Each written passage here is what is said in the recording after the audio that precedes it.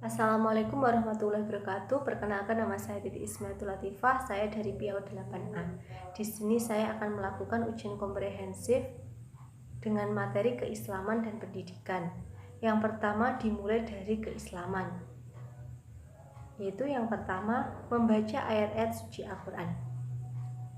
Bismillahirrahmanirrahim. Idza waqa'atil waqi'ah laisa liwaqa'atiha kadhibah khafidatur rafi'ah. Idza rujjatil ardu rajja wa bussatil jibalu batha fakanat haba'an mumbatha wa kuntum aswajan salasah fa ashabul maimanati ma ashabul maimanah wa ashabul mas'amati ma ashabul mas'amah was-sabiquna as-sabiqun ulaikal muqarrabun fi jannatin na'im suratun minal awwalin wa qalilum minal akhirin ala sururin maudunah muttaqiina 'alaiha mutaqabilin. Shadaqallahul azim. Selanjutnya yang kedua, yaitu saya akan hafalan surat pendek. Bismillahirrahmanirrahim. Qul ya ayyuhal kafirun la a'budu ma ta'budun wa la antum 'abiduna ma a'budu wa la ana 'abidum ma 'abadtum wa la antum 'abiduna ma a'budu lakum dinukum waliyadin. Bismillahirrahmanirrahim. Alam taro kaifa fa'ala rabbuka bi ashabil fil. Alam yaj'al kaidahum fi tadlil wa arsala 'alaihim tayran ababil tarmihim bihijaratin min sijil faj'alahum ka'asfin ma'kul. Bismillahirrahmanirrahim. Qul a'udzu birabbin nas, malikin nas, ilahin nas, min syarril waswasil khannas alladzi yuwaswisu fi sudurin nas minal jinnati wan nas. Bismillahirrahmanirrahim. Inna a'tainakal kautsar fasholli lirabbika wanhar inna sani'aka huwal abtar. Bismillahirrahmanirrahim. Qul huwallahu ahad, Allahus samad, lam yalid wa lam yulad wa lam yakul lahu kufuwan ahad. Kemudian yang ketiga, yaitu saya akan menjelaskan tentang sholat.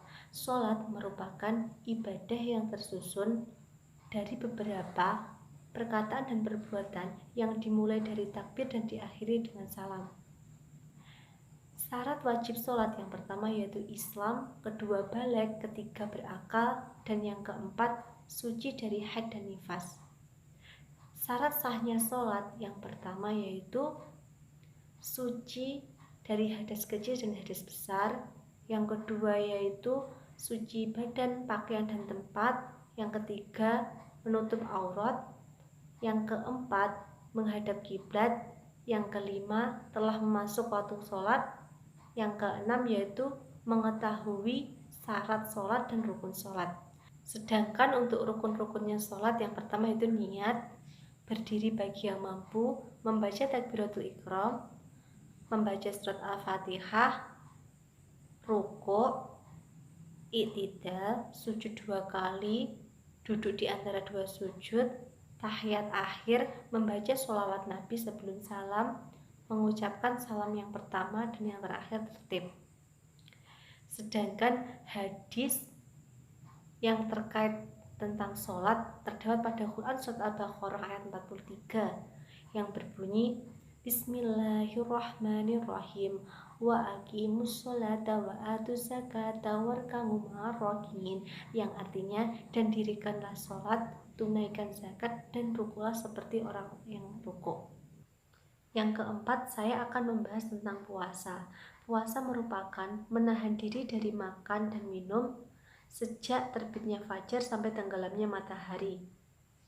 Sedangkan hal-hal yang membatalkan puasa yaitu makan dan minum dengan sengaja, berniat untuk membatalkan puasa, sengaja muntah-muntah, dan keluarnya darah haid atau nifas.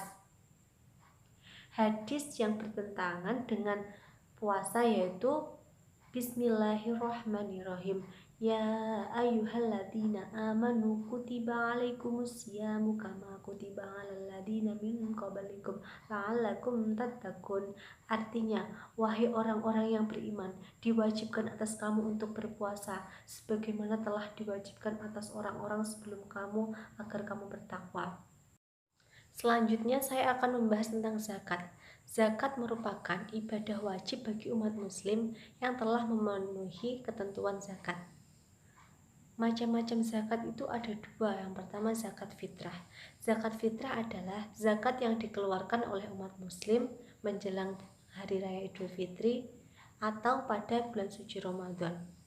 Orang yang berhak menerima zakat yaitu amil zakat, fakir dan miskin, mu'alaf, dan gorimun.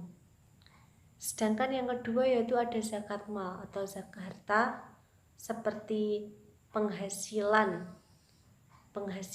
pertanian, peternakan, emas dan perak, hasil laut, dan lain-lain sebagainya. Sedangkan hadis yang berkaitan tentang zakat yaitu Bismillahirrahmanirrahim. Wa qala sallallahu alaihi wasallam az-zakatu tuhrul iman, yang artinya yaitu zakat itu menyucikan iman. Selanjutnya yaitu tentang haji. Haji ialah menuju Baitullah dan tempat-tempat tertentu untuk melaksanakan amalan-amalan beribadah tertentu pula. Jenis-jenis haji itu ada 3. Yang pertama ada haji khiron, kedua haji tamatu, yang ketiga ada haji ifrad. Rukun haji itu yang pertama ihram, kedua tawaf, ketiga wukuf, keempat sa'i, dan yang kelima tahallul. Sedangkan syarat sahnya haji itu Islam, baligh, berakal, dan yang terakhir merdeka. Selanjutnya, saya akan membahas tentang materi pendidikan. Pendidikan anak usia dini yaitu suatu upaya pembinaan yang ditujukan kepada anak sejak lahir sampai dengan usia 6 tahun yang dilakukan dengan pemberian rangsangan pendidikan untuk membantu proses pertumbuhan dan perkembangan jasmani dan rohani agar anak memiliki kesiapan untuk memasuki pendidikan yang lebih lanjut. Hal ini berdasarkan pada Undang-Undang Nomor 20 Tahun 2003 Pasal 1 Ayat 24. Sedangkan prinsip pembelajaran anak usia dini yaitu belajar seraya bermain, berpusat pada anak, berorientasi pada pertumbuhan dan perkembangan anak, lalu pemanfaatan media belajar dan sumber belajar, dan membuat pembelajaran yang aktif, kreatif, efektif, dan menyenangkan. Sedangkan karakteristik pada anak usia dini yaitu anak itu bersifat aktif, kreatif, dan energik, bereksplorasi, egosentris, kaya akan fantasi, namun memorinya itu memiliki jangka pendek pada anak usia dini itu. Sedangkan untuk karakteristik pembelajaran tematik, kalau pada anak usia dini itu memang pembelajarannya di PAUD itu menggunakan pembelajaran berbasis tema. Temanya itu bermacam-macam, ada tema diri sendiri, kebutuhanku, pekerjaan, kendaraan, tanaman, transportasi, seperti itu, air, api, udara, lalu binatang. Kalau di anak usia dini itu seperti itu. Nah, dalam pendidikan anak usia dini itu juga ada puncak tema. Biasanya kalau temanya itu binatang, nanti itu puncak temanya biasanya guru mengajak anak ke kebun binatang seperti itu. Nanti dikenalkan macam-macam hewan, terus makanannya dia apa, seperti itu. Seperti wisata edukasi kalau di anak usia dini itu. Nah, kalau perencanaan pembelajaran pada anak usia dini itu mengacu pada RPPH kurikulum 2013. Nah, RPPH-nya itu yang membuat juga gurunya itu sendiri. Kegiatannya nanti apa untuk menunjang proses pembelajaran pada anak. Pembelajarannya itu juga mengikut berbasis pada tema ya. Seperti itu. Misal temanya itu binatang yang hidup di air tawar, gitu. Misal ikan. Nanti guru itu mengajak anak membuat ikan dilipat menggunakan kertas origami seperti itu. Kalau penilaiannya di PAUD itu ada penilaian hasil karya dan juga ada penilaian catatan anekdot. Penilaian hasil karya itu nanti anak itu disuruh membuat karya apa gitu, nanti setelah selesai nanti dikumpulkan gurunya untuk dinilai, dan setiap harinya itu kegiatannya anak juga berbeda-beda. Jadi guru itu menilai tiap harian, mingguan, dan bulanan. Jadi anak itu mengalami peningkatan atau penurunan atau stabil gitu kalau di lembaga PAUD penilaiannya seperti itu. Nah, kalau catatan anekdot itu biasanya catatan yang digunakan guru ketika melihat anak yang dilakukan itu tidak sesuai pada biasanya. Biasanya itu anaknya rajin, mau mengerjakan, disuruh gurunya itu nurut. Nah, saat itu anak tidak seperti biasanya, seperti itu. Sedangkan model pembelajaran di PAUD itu bermacam-macam, ada yang model klasikal nanti atau bersama-sama, dan ada juga yang modelnya kelompok. Kelompok itu biasanya itu guru menyengaja dibuat kelompok dikarenakan ruangan terlalu sempit, jadi dibuat seperti itu.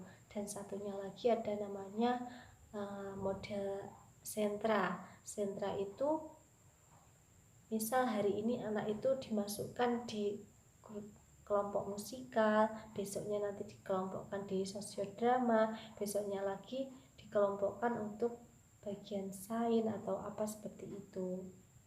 Kalau sains itu biasanya teknik pencampuran warna, nanti anak itu dikenakan warna seperti ini, warna ini bila dicampur dengan ini nanti hasilnya bagaimana, menghasilkan warna yang bagus, seperti itu.